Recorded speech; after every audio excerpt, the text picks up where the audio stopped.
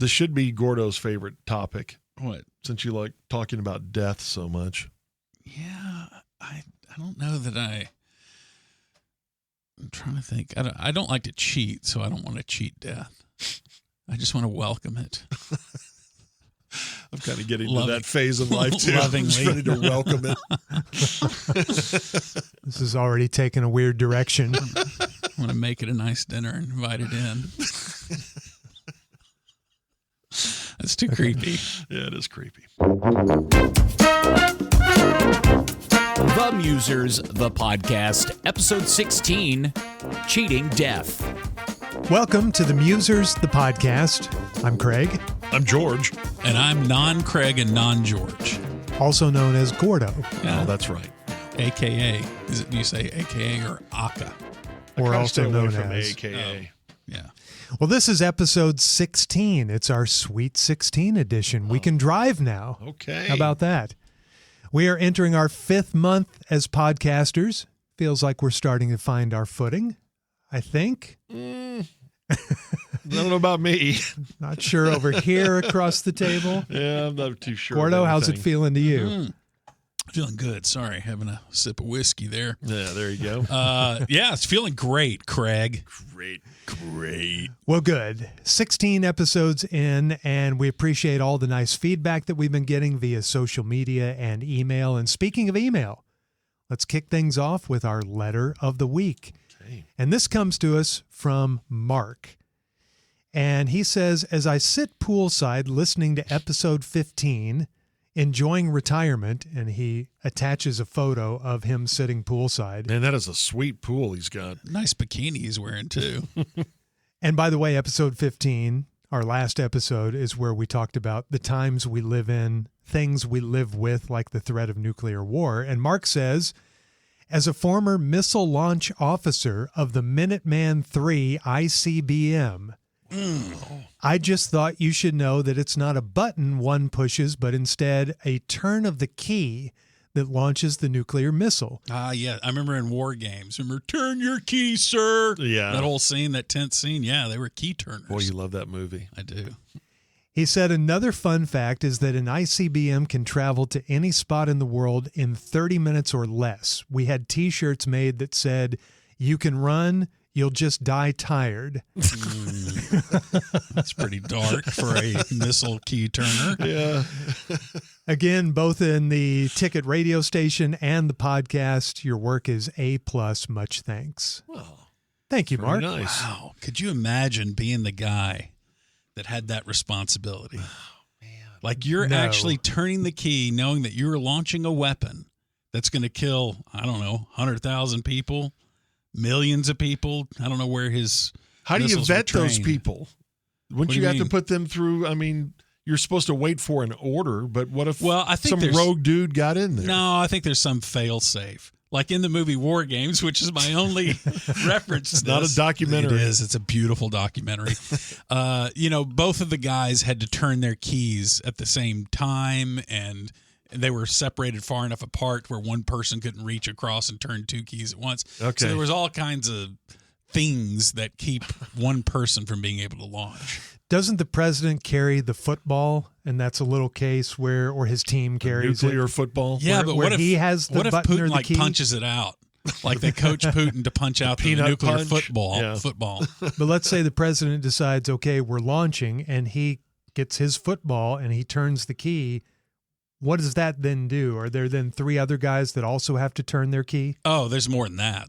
I think there's 1,000 guys have to turn keys in the silos. Fried think. cheese. What'd you say, George? Fried cheese. Oh, George doesn't know the He answer. checked out So and went. fried He cheese. went to more pleasant topics in his head. Yeah, Placeholder. fried mozzarella. Well, yeah, that is an interesting job to have for your career, the guy who turns the key. But you go to work most days thinking, I'm just going to play solitaire on the computer because nothing's going to happen. Yeah, I'm going to play solitaire until the moment when I do the thing that's going to send me to hell. Yeah, do you live with that guilt if you turn the key? Oh, I mean, my gosh, yes. You absolutely know that you're killing hundreds of thousands of innocent people in order to get at their government. Right. I mean, Harry Truman was tortured, wasn't he? Yeah. no, he wasn't. Oh, he wasn't? No, that was the crazy thing about Harry Truman. He said that he never lost a minute of sleep or thought Okay, or that does anything sound familiar now. Okay. about and I don't understand that. I think even if you think your decision was right, even if you're convinced of you have moral clarity on it, how do you not still Because be what tortured you did by that killed decision? all those people. Yeah, I don't know. Wow. Well, that's Harry Truman. Excuse me, Big Harry Truman. It was LBJ that was tortured in retirement, right? Where he grew his hair Yeah. long and smoked No, pot. that's an inference that you made because he grew his hair long. He went crazy. and he Yeah. drove his amphicar on Lake LBJ. Yeah. yeah. That's the only I think it was post-presidential on the- footage we had of him. I think it was on the pond on his ranch, wasn't it? Yeah. He was like LBJ. But yeah, could you be a key turner? Could you be a No. missile launch guy? No, I couldn't do anything really important. I'm made for radio and podcasting. Well, thank you to Mark for our letter of the week. And this week on the Musers, the podcast, our topic is cheating death. And I think I'm probably the right guy to lead this episode because I've got a lot of stories and most of them involve my bicycle, which makes me wonder if my hobby is a smart one. Yeah. What am I doing out there? Danger. Yeah, when you were reviewing for getting ready for this episode, it probably should have called into question. You should have said, maybe I am doing the wrong thing by riding the bike all the time. It really did. And I have kind of come to that conclusion over the last couple of years. And we'll lead to that. I'll tell you why I reached a specific conclusion about my hobby. But before we get to our stories of cheating death, one thing occurred to me as I was thinking about this topic. We all have our stories where we know we've cheated death. But what also fascinates me is how many times all of us have cheated death and had no idea. Yeah. Yeah. That time you went back to get your wallet or something and left 2 minutes later, Yes. did that save you from being in that car accident or something along those lines? To where that's why I just think it all evens out. You're saved from death as many times as you cheated death. You're saved from death probably a lot more. Maybe you've had someone protecting you. Okay. All right. Who was protecting you? The ghost of Harry Truman? No, the He ghost left of your- Harry Carey. He hid your wallet from you, or you'd leave the house late. Yeah, I don't know. I don't know if I've been protected, but yeah, you're probably right. It's all about timing and maybe luck is involved, but maybe there is some grand plan out there that you're not supposed to go then. I don't know if I believe that or not, but I think it's a possibility. But then if you think that, then you think that everybody, when it is time for them to Right. go, it's always planned. Right. And that's what short circuits me, not to get into a religious discussion, but I don't think God is a zapper that, okay, it's in the cards. This is But where is you he a get zapped. saver? Yes, I think that's a possibility. Yes. Or could this just be man's greatest superpower, which is imposing meaning and order on sort of orderless things, the chaos of the universe? That could be, we too. like to come up with a narrative of that God is picking and choosing people and killing some people and saving others and doing that. Or is God just an observer? He watches and hopes for the best for us, but he is a non-intervener. Yeah, I think there's a lot to that, in that a lot of it is up to us with what hobbies we choose or our behavior or just Craig whatever has been it is. flipping off God for how long now? He's been By taunting being him. a bike rider. And that's one of mine, is riding a bike. I think I've told you this one before. I was 13 and we were about to move from Chicago back to Texas. And my good friend C.B. Erickson said he wanted to buy me a train engine, H2O scale. H2O? HO scale, not H2O. It's water. HO scale. And we were into trains then. A toy train engine. Yeah, toy train engine. And we went to the hobby shop, and that involved going down this bike trail and crossing a farm to market road that there was very little traffic on. And I was trying to catch up with him after we got the engine and had this train engine. I was holding on to it and one hand on my handlebars. And I was trying to catch up to my buddy and did not even look left or right. and got hit by a motorcycle. And I just remember him like downshifting and braking and hitting me. And he hit me with such force that it bent the frame of my bike. Wow. And I was thrown a good 30 feet. But back then I was so wiry and skinny that I just rolled and I'd never hit my head. I was skinned up, knees, elbows, shoulder, ripped my shirt. And I think I was in shock because I just went back to my bike and I picked it up and said, I'm sorry I got in front of you. Like it was your fault? Like it was my fault. And I guess it was, but the guy on the motorcycle was flipping out. He said, sit down. You need to go to the hospital. No, I'm fine. And I limped all the way home with my friend helping me get home. And the thing I was worried about was my parents were going to absolutely ground me for life because I wasn't supposed to go down that path because we had to cross that road, which I didn't think was dangerous, but it turns out it was very dangerous. And I don't know how I didn't hit my head because had I hit my head, there's no telling what would have happened to me. Wow. Yeah. And your bike was mangled. And then we took it to his house and we took a sledgehammer to it to try to straighten it out so it wouldn't look like it was severe an accident. I told my parents what happened eventually and they weren't happy. But I didn't want them to see my bike that was, bent at an angle right in the middle of the frame. Did you still ride that bike afterwards? Yeah, I never rode the same after. Well, it shouldn't. And it just wasn't quite in alignment. But yeah, and I think about that from time to time, and I certainly thought about it then, that I almost die right there on that road. Yeah. Wow. Yeah, you got actually hit. Now, I've got a few bike-related where I was never actually hit, but they were all ridiculously close calls. And the first one happened back in 2001, and I talked to my buddy Dave to get the details of this because it's a little foggy. It's been 25 years or so, but he and I used to take bike trips to Europe. We go over there to see the tour, and I've talked about those in some past episodes. Well, this particular trip, we were in Europe in 2001, and he and I were riding in the Luxembourg countryside, just a little bitty country in the middle of Europe. Beautiful country road. There are no cars. Oh, I bet. And as we're riding next to each other, I'm on the inside by the edge of the road, and he's on my left. We hear a car, but we don't see a car, but it sounds like it's got a big engine. Mm. And suddenly we see the car as it's coming over this hill, and it gets airborne as it comes over the hill. Airborne. He estimated it was going somewhere between 100 and 120 miles an hour on this side 2-lane country road.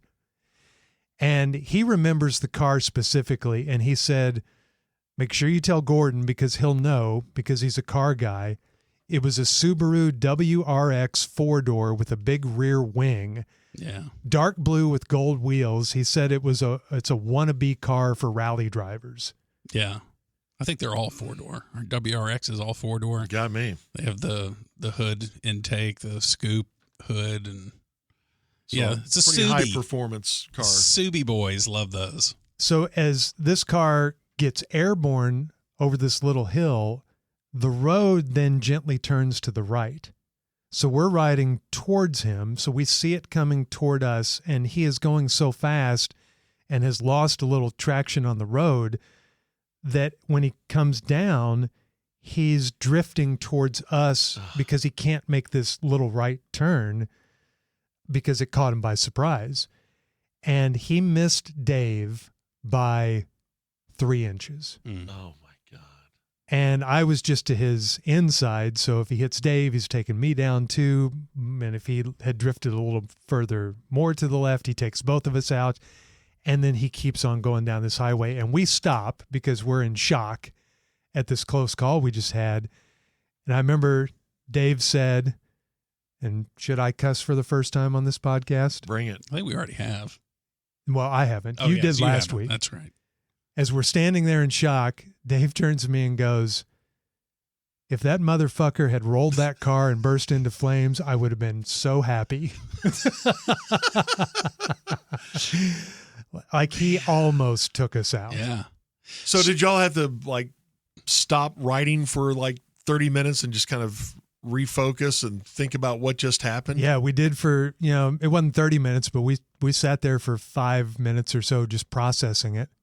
Golly. So it wasn't one of those cases of, and I'm sure some of our stories will have this, but it doesn't sound like this one did, which is that when you get close to death and death is imminent, the amazing peace that washes over one, and you feel just completely, this is it.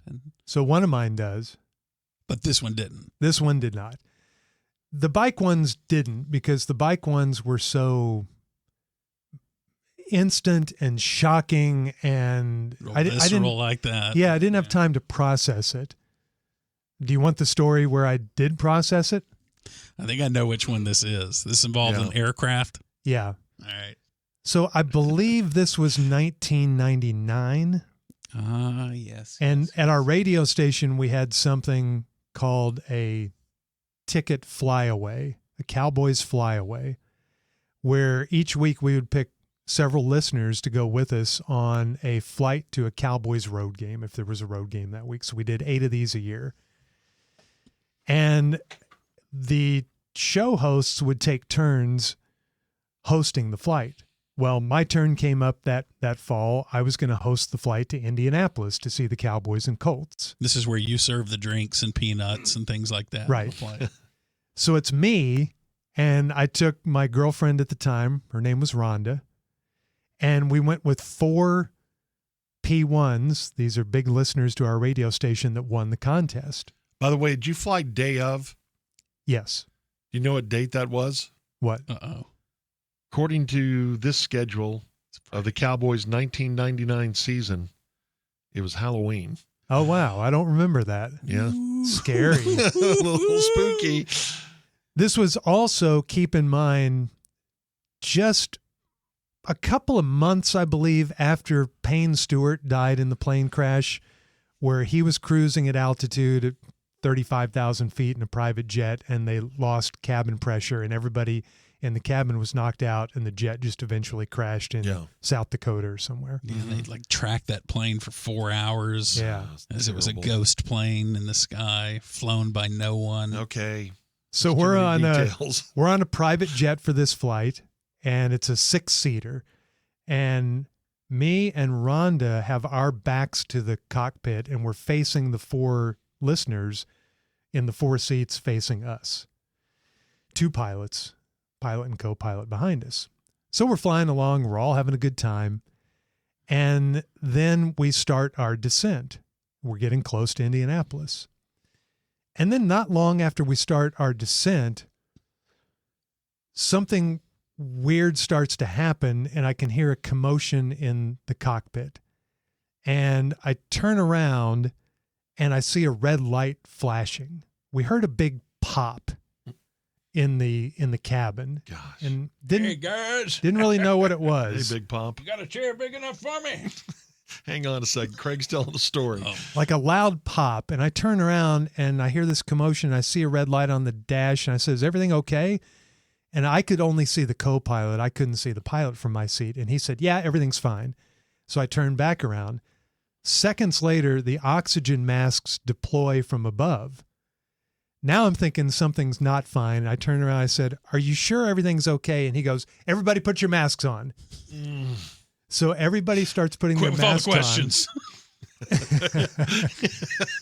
on. I struggle to get my mask on. Uh-oh. And Rhonda, who had worked for American Airlines, comes over to me, pulls it down, puts it on properly. I'm like a 3-year-old. I can't get my mask on. I'm backward.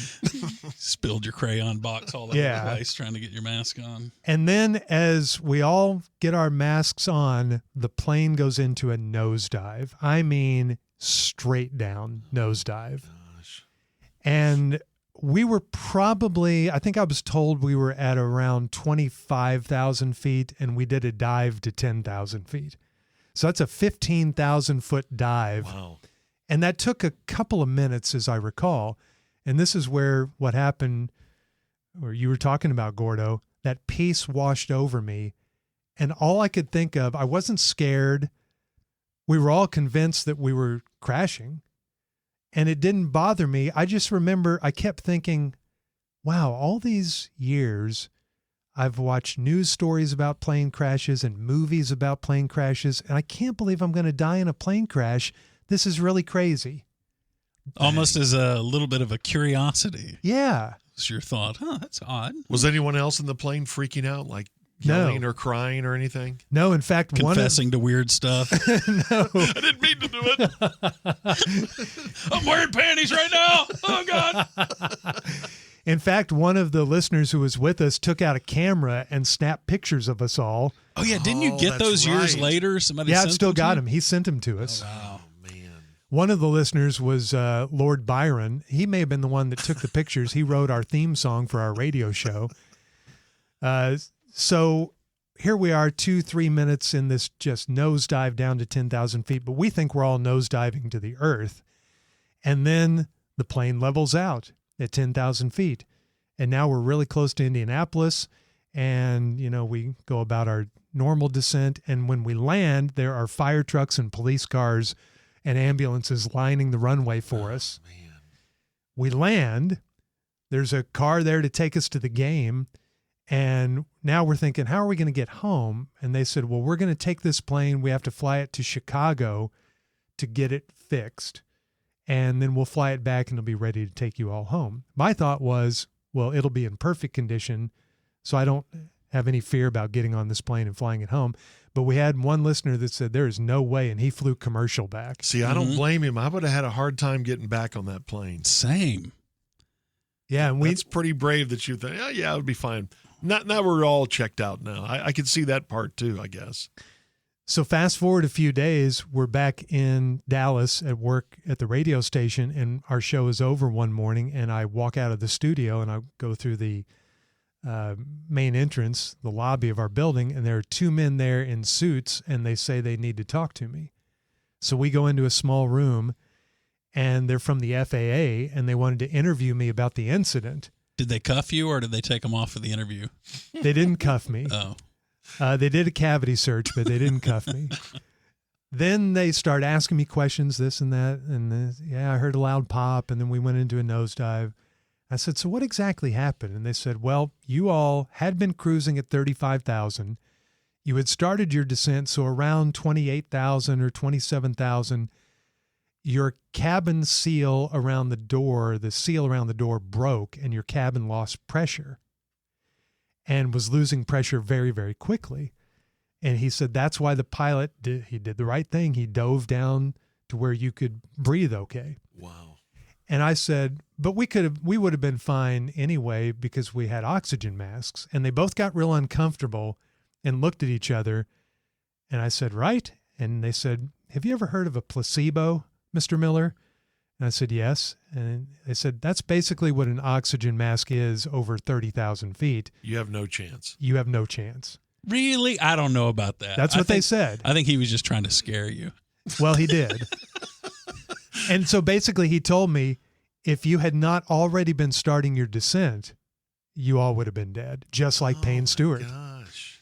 Well, I would think it would have something to do with you would have passed out in the time that it would have taken you to get to the oxygen mask, maybe. Yeah, maybe. Yeah.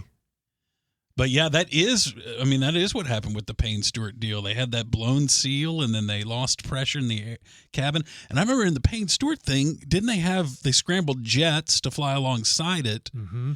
And I remember getting the reports of, we can see inside the windows. They're frosted over, but we can see a few people sitting in there. And they were just sitting in there frozen. That would have been me. That would have been you. Frozen You would have been Junior. that good at golf right before death. Were the jets flying by it in case it was headed towards something and they were going to? I think so, yeah, because there was talk about shooting the thing down if it was heading towards a populated area or something. I can't remember. Man. But how creepy was that story? And here Junior's going through it just months after it. For a while, did that affect you flying? Or No. It's even on a smaller plane? Later that day, I got back on that same plane and flew home. So no, I kind of looked at it as that's my one close call on a plane, and so it's probably not going to happen to What are me the again. odds? Yeah. But yeah, like you were talking about, Gordo, I just had this odd sense of calm because I had time to process that. Mm-hmm. Where the close calls on my bike, I haven't. But this was, it was almost like I was being told, you're going to die in 4 minutes. And Yeah. you just have this calm come over you. Gosh, that's too creepy.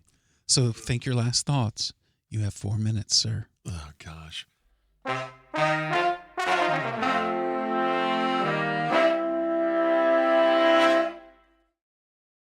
So have you not had a big brush with death, Gordo? I was thinking about this, and I've never had anything, certainly not as dramatic as Junior's airplane story. Any airplanes that I've been on, I've been in bad turbulence before. I've been in hard landings where it's like the guy put it down so, like that last 10 feet, he just said, screw it, let's get it down immediately. I've had that happen too. Why do they do that? I don't know. I don't know what happens in those cases.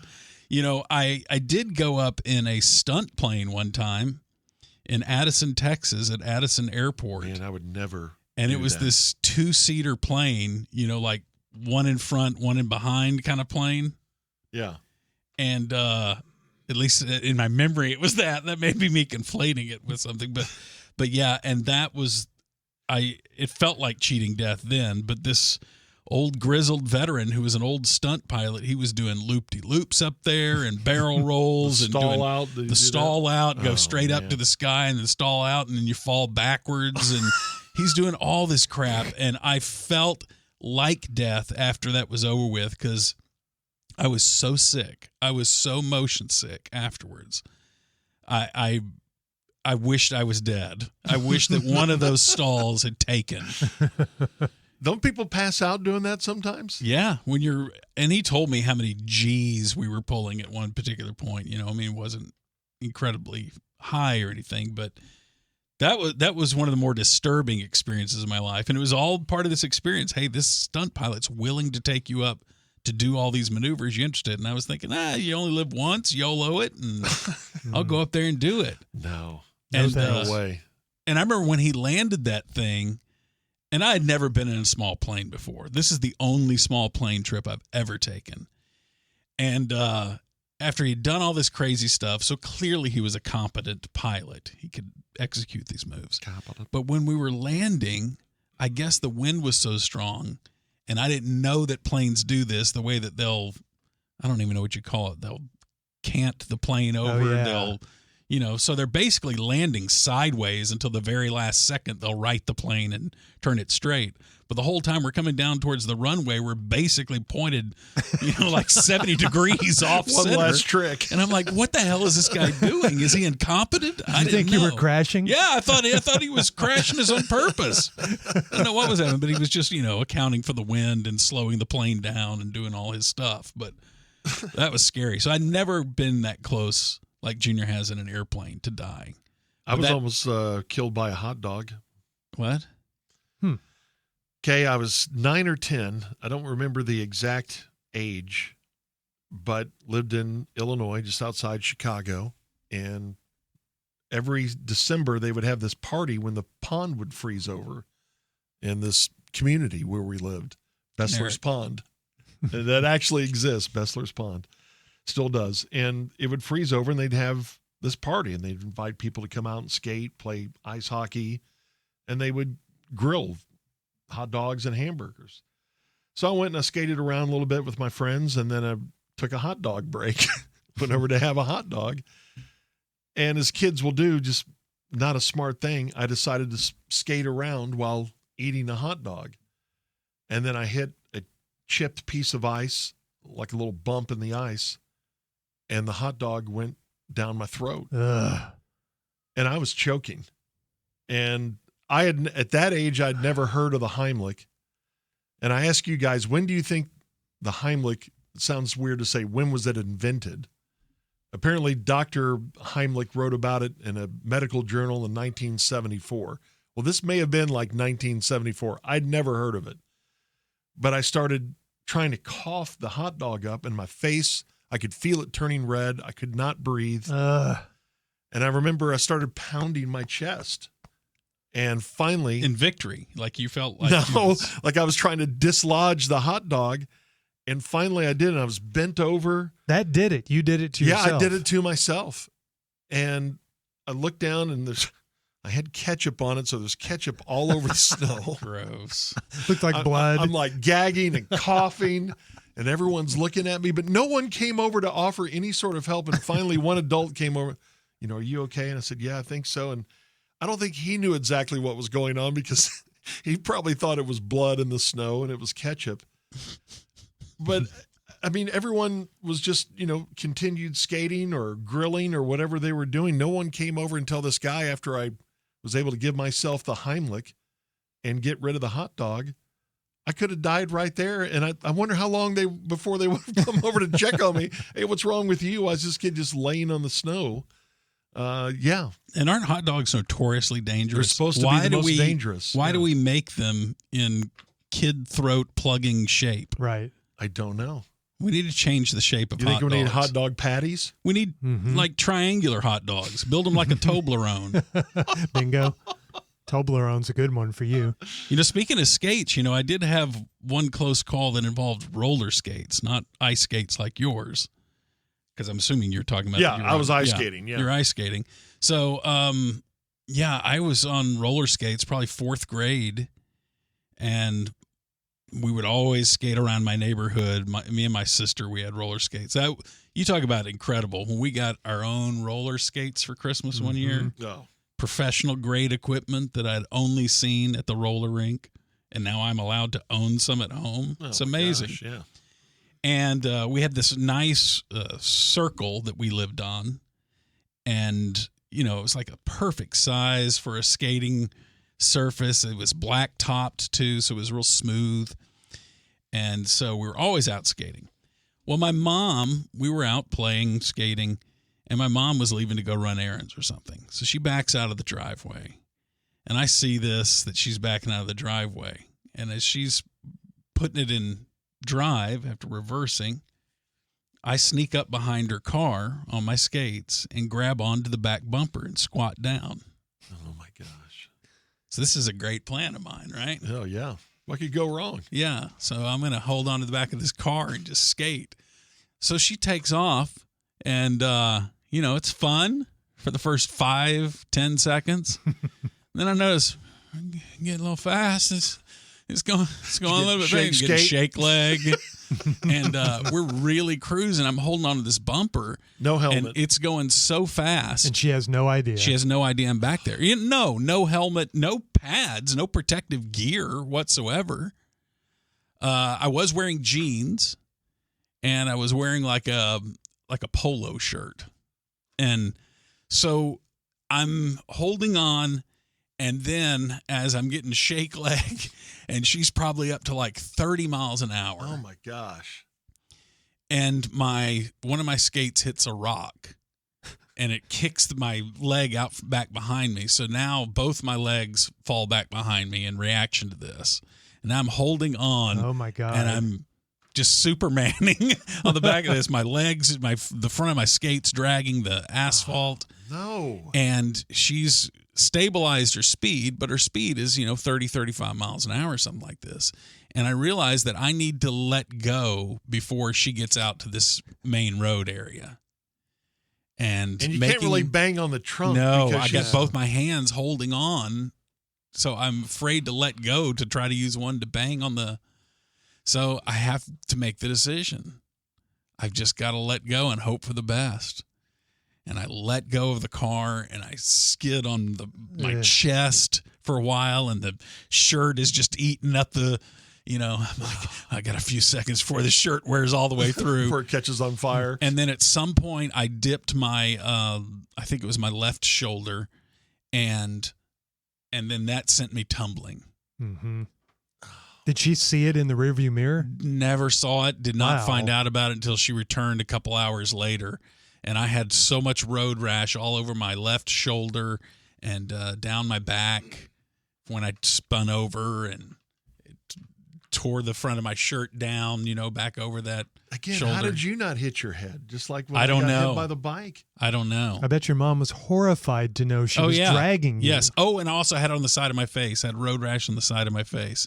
And I can still remember the smell of this cream that I used to have to put on that road rash on the side of my face. Oh, it smelled so good. It's like vitamin E cream or something like this. I don't remember.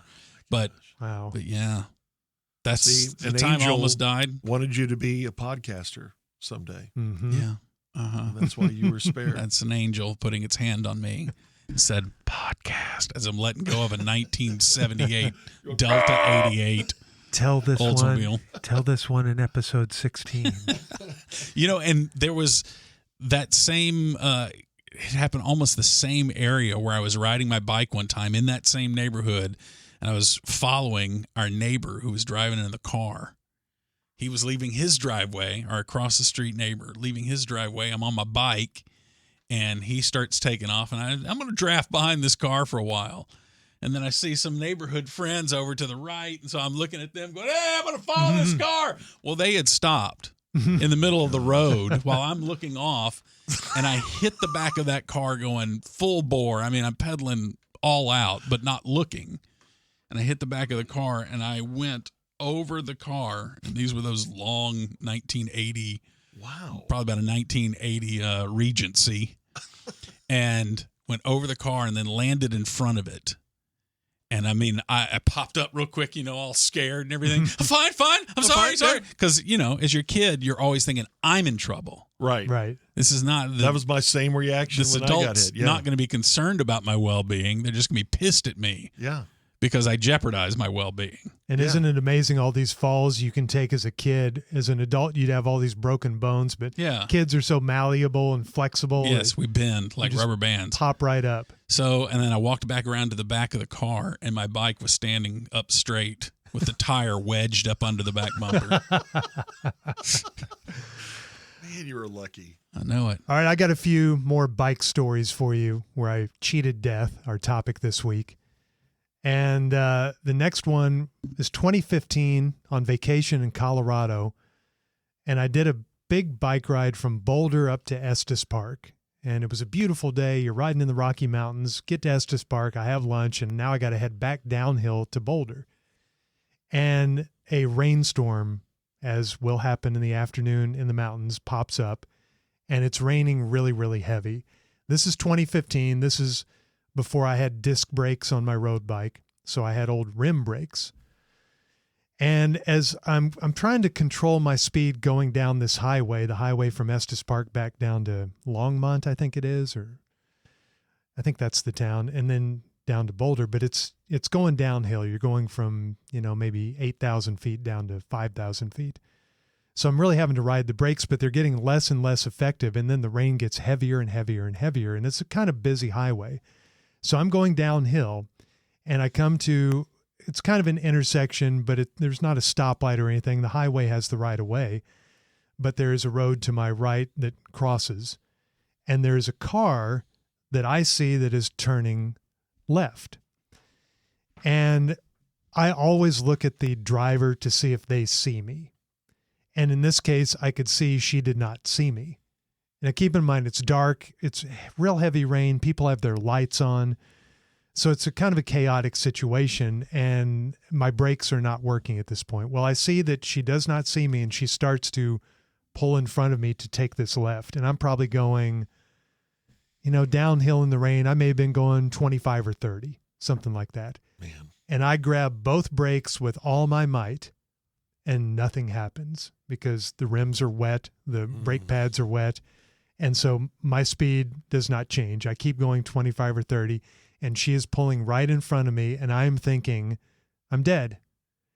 And at the last second, because I'm watching her face the entire time, at the last second, she sees me, her eyes get really big, she slams on her brakes, and I miss her front bumper by a foot. Oh, my God. And that was another one of those moments where I had to find the nearest spot I could once the road leveled out, and I was able to stop and pull over and gather myself because I was sure she was going to kill me. Did you have peace, or were you There was no peace. No time to really process Yeah, anything. It was only hatred. That's what I thought. There was only hatred for her for not seeing me, and for me, rim brakes, for everything. For rim brakes, yeah. No, I didn't have time to process it. I just remember thinking, I'm gone. I'm a goner. I'm dead here. Oh, man. The other close call, there are two more on the bike, and probably many more that I'm forgetting, but the other close call was 2 years later, 2017. I was part of a relay team that did the Race Across America. There were, what were there, 8 of us? Yeah, there were 8 of us on this team. And so we're riding, each of us gets an hour at a time or so, and we're riding across America. It was an incredible experience. It was very difficult. You didn't sleep much. It took us 7 days to ride from California to Maryland. And doing this relay thing, it was a lot of fun. You're with a bunch of other guys. So one day we're in Colorado, and my turn pops up, and we're in the eastern part of Colorado where the road is pretty flat. And we're going through kind of a congested area. It's a 2-lane road, and I'm riding on the shoulder, and all of a sudden I see ahead of me the shoulder disappears, and it turns into just gravel. It's nothing but big rock gravel for 200 or 300 feet. And I glance over my shoulder quickly because I'm going to pop out onto the road and stay on the pavement if there's no car coming. But as I glance over my shoulder, there's an 18-wheeler coming. Oh. But I'm also going, 20 or 25 miles an hour as I hit this gravel patch. And I just said, hold it straight. And I grabbed my handlebars as tightly as I could, trying to hold it straight, but my front wheel's being pulled left and right by this gravel. And I'm thinking, I'm going to be thrown into the lane, and this semi is going to plow me over, and it plows by me, but it doesn't plow me over. It goes by me, and again, it's on my left and misses me by, 3 feet because it's a really small road and a small section of gravel that I'm trying to stay in, and somehow I did not go down. If I had hit that section of gravel at that speed 10 other times, I might have crashed 9 of those times, but somehow I kept it upright, and the truck passed me, and I made it through the gravel. And somehow it's been, I don't know if it's been easy, but you've been able to leave those moments behind you somehow. Like, well, it probably won't happen again, or I'll just not put myself in that situation again, or what is it that gets you back on the bike and thinking, okay, I'm safe, even if I'm in some tough areas? Yes, that was the case until the next incident. And this next incident was in 2018, and this is the one that changed my mindset when it comes to riding my bike. There's a ride in Dallas that a lot of guys do, and gals do. It's called the South Loop. And you go out through Mesquite and you head down south, and you go, if you want to extend it, you go down through Seagoville. And I was riding this by myself. I used to do this all the time. I would ride the South Loop by myself all the time. Well, I'm riding on this road down Seagoville. It's a Tuesday afternoon. And it's a 4-lane road with a median in the middle. So you have 2 lanes going northbound and 2 lanes going southbound. And I'm going southbound. And I'm staying over to the right. And it's kind of a busy road. I think it's called Seagoville Road. And I hear that there is a car coming up on my left, and I look over the shoulder and I see that it's in the left lane. So I'm in the right lane. It's in the left lane. So it's, no threat to me. But as this car is approaching me, I then hear the loud roar of a truck. And I look back, and it's a big pickup truck jacked up, and it is going to try to thread that gap, that needle between the car that's passing me in the left lane and me in the right lane. It's in the right lane. Jeez. And it is going 60, 70 miles an hour is my best guess, because that car was probably going 30, and it was going at least twice that.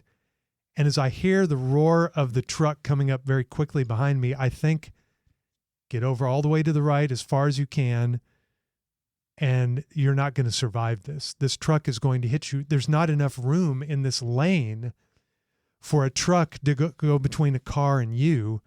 Hold on tight because you're about to get hit. And he missed me by 2 inches. Oh. I tried to make myself as narrow as possible, and he missed my shoulder by 2 inches as he flew by me at 60 or 70 miles an hour. He did thread that gap. He Okay. shot that gap. He did landed it. Yeah. He won. But I immediately had to pull over and gather myself. And then I got so pissed that I started sprinting, like to try to catch him because I knew there was a series of lights coming up. And of course, I couldn't catch him. And then I started looking around for a police car because I wanted to report him. Mm-hmm. I was out of my mind angry that this guy almost took me out. That is the last time that I ever rode that loop by myself. I rode it again a few more times with a group, but I even got a little skittish about that. And that incident changed the way I plan my rides now. I pretty much stick to bike paths, and I'll go on real roads, but usually only like on weekend mornings or only if I have to. That changed everything for me that moment. Just to try to cut down on the possibility of Yes. speed and someone not seeing you're not caring. Yes. In that case. Because now, what have I told you? 5 stories of close calls on the bike. Yeah. And I just I got to a point where I was in my 50s, and then I had a kid, and I really started thinking, you've cheated death a lot. And those are just the stories that I know, and there are a lot of others. One time in college, I was riding on the roads outside of Denton, and some guy threw a beer bottle at me. And it was just as I happened to sit up on the bike, and the bottle went right in front of me. He was aiming for my head. Jeez. And I wasn't wearing a helmet back then. So I finally came to the conclusion, let's make these rides as safe as you can.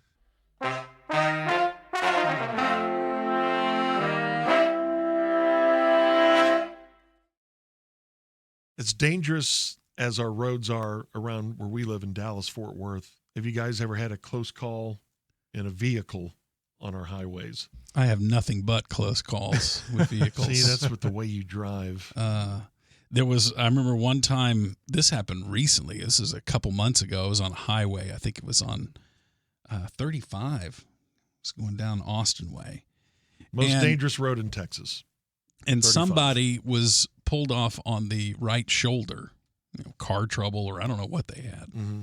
But they were over there, and because of the way people drive now, you have to pass on the right because people will gum up the left lane because they like to get over there and go 65 and check their phone and, do some office work in there, maybe, surf on the laptop.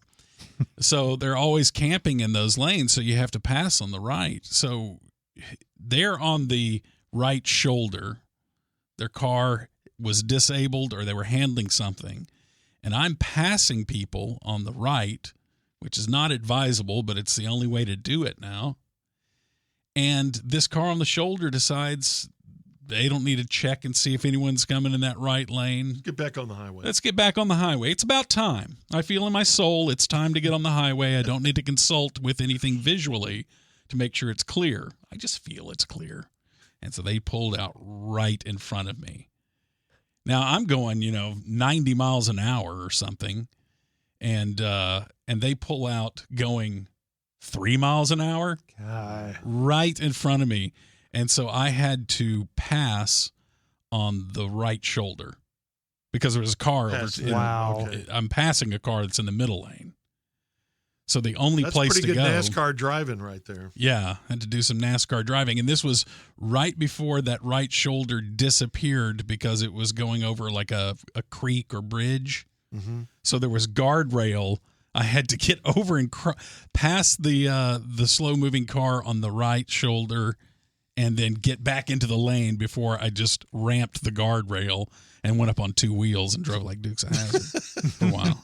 But that just happened a couple months ago. And then on my motorcycle, I've had 2 close calls. One was a woman who pulled out right in front of me into my lane, into oncoming traffic. It was a residential area, so I wasn't going fast. I was probably only going 25 miles an hour. So she pulls out right in front of me, car facing me, and I have to go over and try not to hit the curb because I knew that was going to throw me into a yard if I hit the curb with the front of my motorcycle.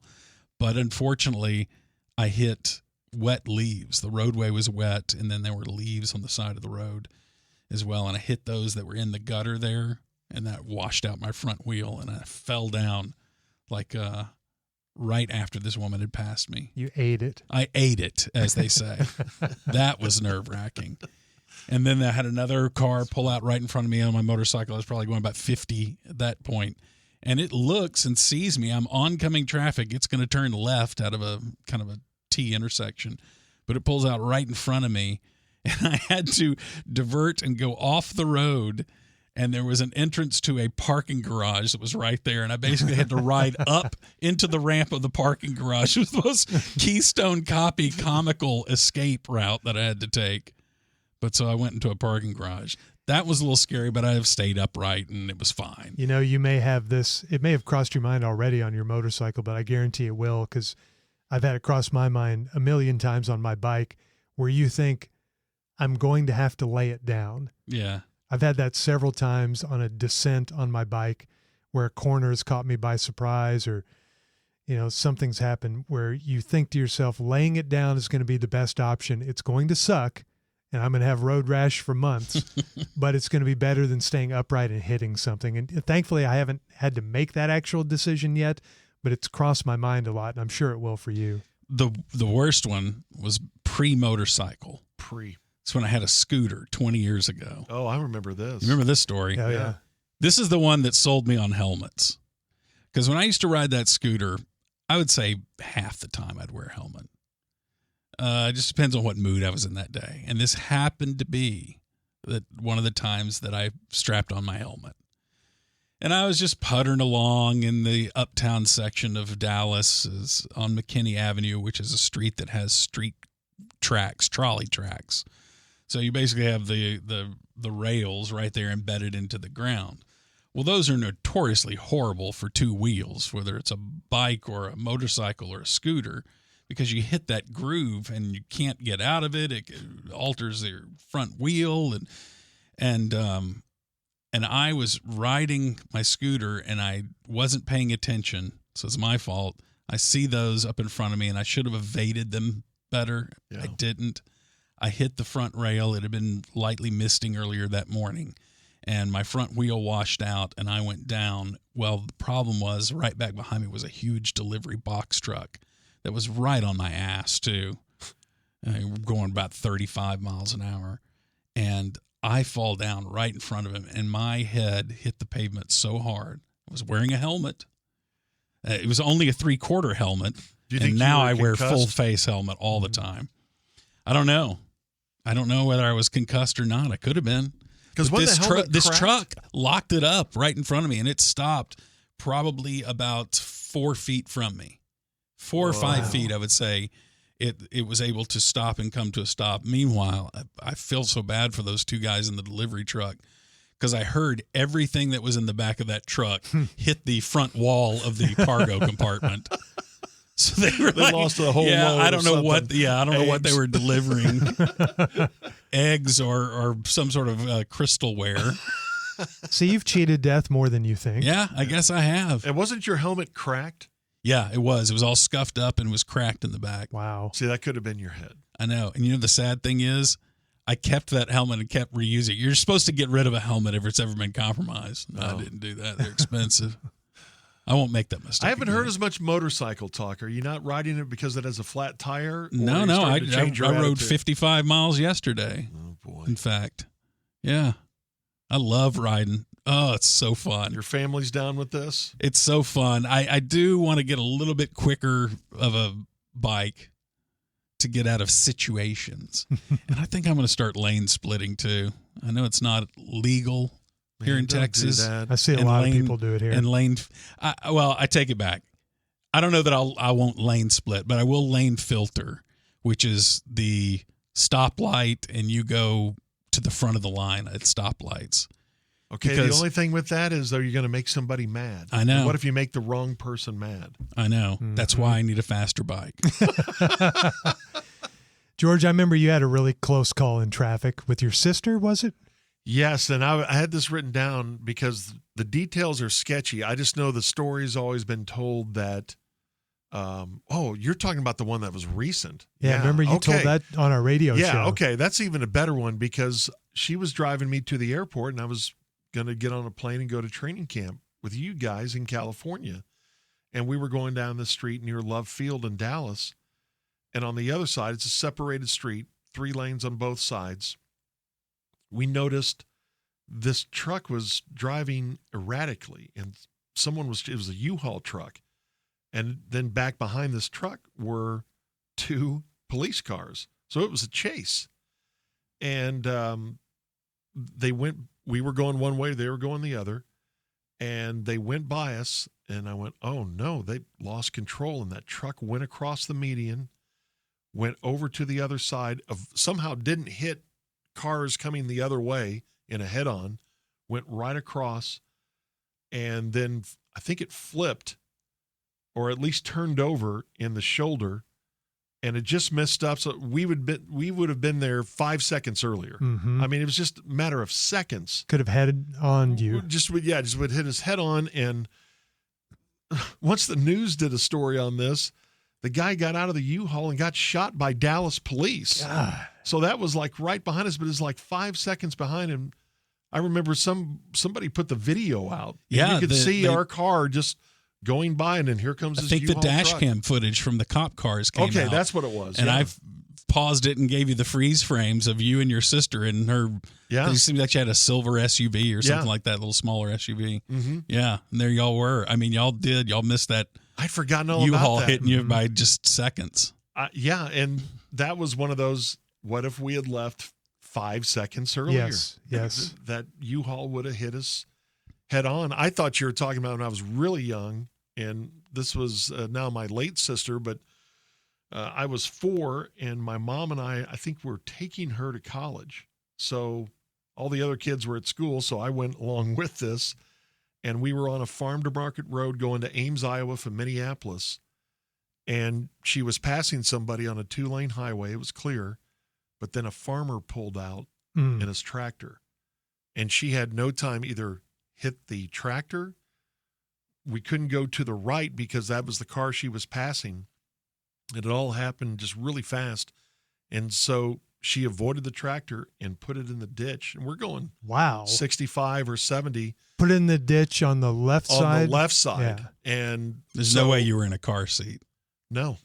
I think I was standing up in the back seat watching, with my hands on the front seat. And I think we spun. And, I mean, we were just seconds away from a head-on.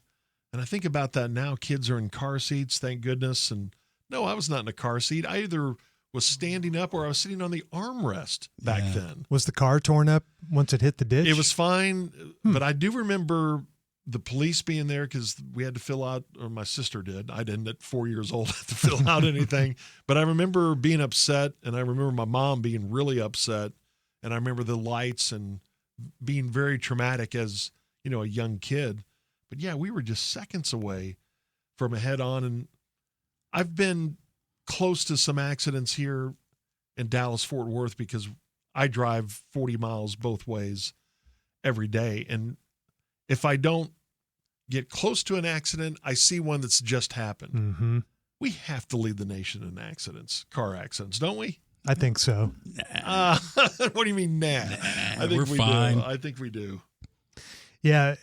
Imagine all the close calls that we've all had on the road that don't even register with us. Like we've forgotten, but I bet we've all had 50 other close calls where we may have cheated death, but it's so commonplace in a big city like this. God, that reminds me, I got to get my car fixed. I've Doesn't have brakes? I've been without airbags. I don't have airbags. Oh. The module went out, and I got it fixed. And Would you get rid of that car?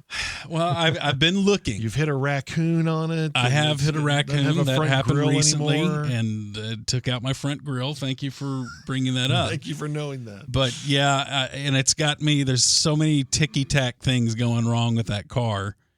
Although I wouldn't really consider airbags ticky-tack. It seems pretty essential. Then you have an inch of water in it for like a week? I still have that. What do you mean you still have that? The AC plugs are drained, and I took it in to get the airbag module and the AC plugs unclogged, drains unclogged. And I got it back, paid $1,000, and it still has 2 things wrong with it. The AC drains are still plugged, and then the airbag module doesn't work. Will you please get your life together? So at least they knocked out 0 of the 2 problems. At least you paid him $1,000 just to look at it. Yeah. I was like, God, I could have just Venmo'd you the money. You didn't even need the car. Well, luckily we have all survived. We've survived these Doing close fine. calls with meeting our maker, and enough that we were able to do episode 16 and talk about it. Mm-hmm. Yeah. This was very therapeutic to be able to talk through all of these Thank you. close calls with death. All right, thanks to our producer, Peter Welpton, and thank you for listening. A reminder, a new episode drops every Wednesday with the three of us, and a new Football Friends episode drops every Thursday morning with George and Bob talking Cowboys football. And we'll see you next week for episode 17 of the Musers, the podcast. See ya.